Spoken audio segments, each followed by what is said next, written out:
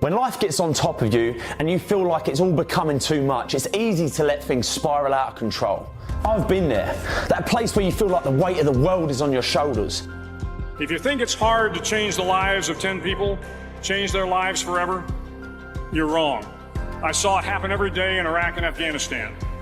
Since you are smarter than the average, you're more knowledgeable, you're better informed, you're probably going to smash that average and live to be 90, 95, 100 years old.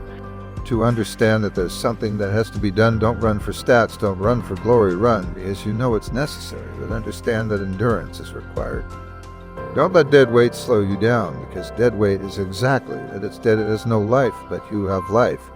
And you must continue to push and run as fast as you can.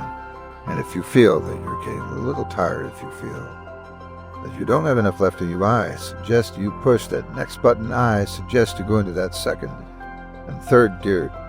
Things don't go your way, that promotion at work you don't get, you don't make the team, that person you asked out said no, your business is struggling, the bills are piling up. We all go through dark times.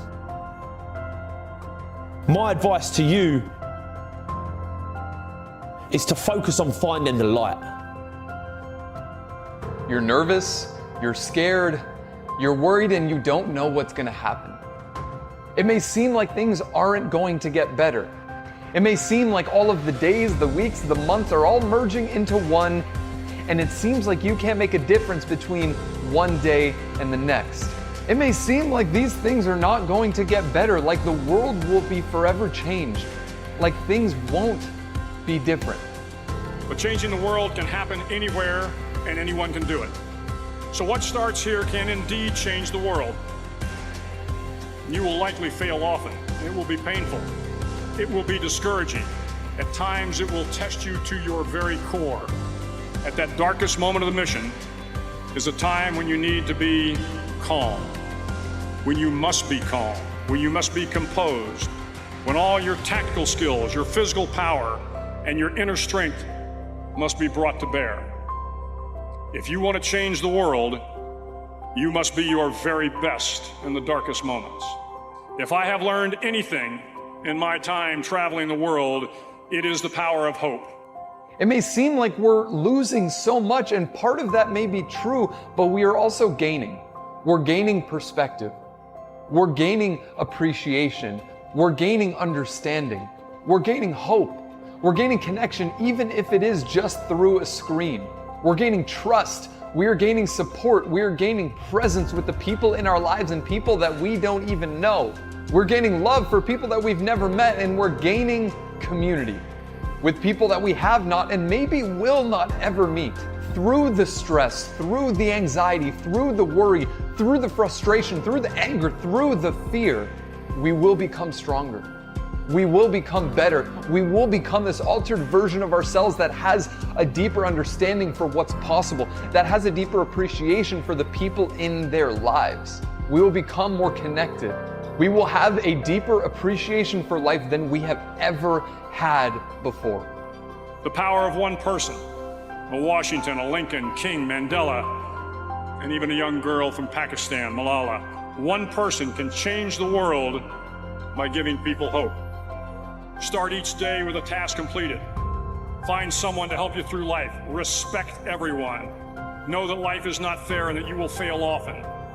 But if you take some risks, step up when the times are the toughest, face down the bullies, lift up the downtrodden, and never ever give up. If you do these things, the next generation and the generations that follow will live in a world far better than the one we have today.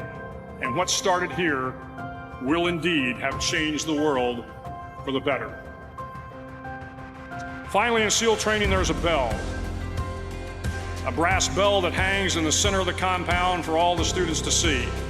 All you have to do to quit is ring the bell. Stop settling for second place, third place, fourth place. Stop settling. Stop being content, being selfish, stubborn. Stop being content just getting by week by week. Some weeks you'll fall behind. Stop being content because when you look in the mirror at the end of the day, you can't fool the person looking back on you.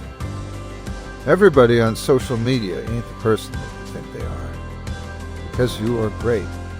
You are amazing, and I believe it. If you don't believe in you, I believe in you because that's what it took for me to be great. I've stumbled, I failed. So set 100 as your goal and say to yourself, okay, I want to live to be 100 in great shape. What would I have to do? What kind of shape would I have to be in? What kind of life would I have to live physically in order to get there? So first of all, design your ideal body.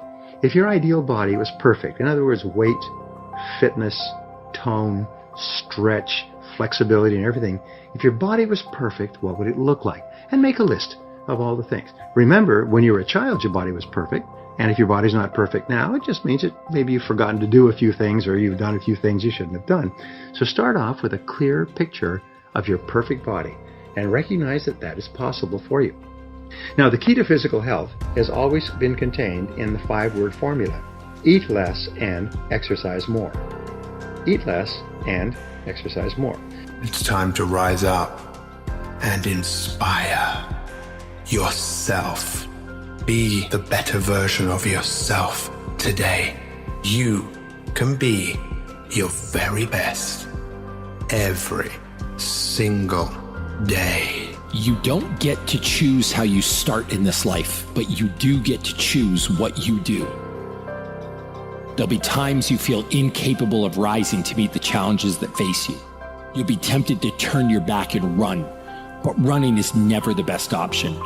When you're in the middle of a struggle, the only way out is through.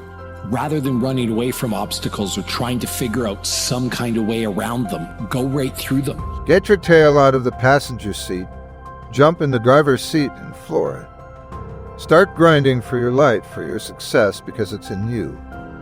Whether you can see it or not, I'm telling you it's in you, and guess what? It's going to get harder when you are closest to your goals. So stop sulking, stop whining. It's just a test to see how bad you want it. It might not be your fault, but it's sure as heck your responsibility to fix it. It's your responsibility to right all the wrongs set against you so you can rise to be great. Don't be that woman. Don't be that man. Don't be that kid that keeps pointing fingers. Every single person who studies the subject, and now more and more people realize that the key to success is to eat less and exercise more, and to exercise every day. So discipline yourself to exercise daily. The very best time, of course, is in the morning. If you get up in the morning and exercise immediately, even if it's just stretching or going for a walk or riding a life cycle or walking on a treadmill, it doesn't matter what it is. If you get up in the morning and exercise immediately, not only will your body continue to burn calories all day, not only will you be more alert because you'll have highly oxygenated blood flooding your brain first thing in the morning, but you'll develop the discipline of starting on something that you would normally not want to do and getting it done, getting it out of the way. The more times I read about wealthy people, successful people, top business people, it's amazing how many of them get up at 5 o'clock and work out for an hour. It's absolutely astonishing.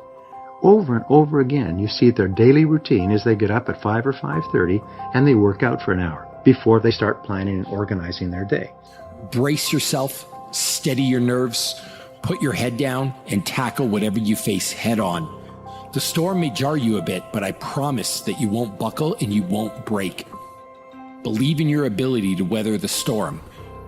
When you come out on the other side, you'll be better for showing your strength. The fears you face along the way, they'll make you better.